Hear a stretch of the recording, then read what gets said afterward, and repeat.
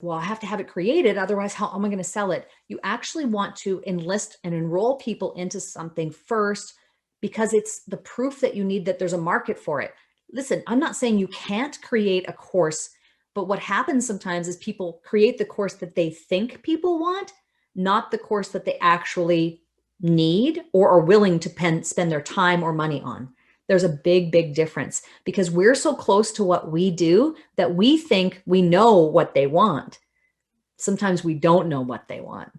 You know, I've created in the early stages for me, I was creating stuff, courses that I thought people wanted, and then it would be crickets. And I'd spend like 6 weeks recording videos and making the course and everything. I'm like, okay, great. And then I'd go out and I'd try to promote it, and people would be like, I don't want that.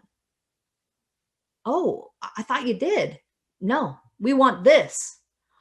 Oh, if I had only asked, I guess I would have known that. Or if I'd only listened, I would have known that.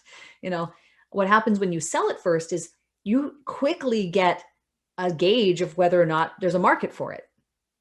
You know, one of the big things you can do, one of the big tips is go out and take a look at if it already exists. If it doesn't, that's a red flag.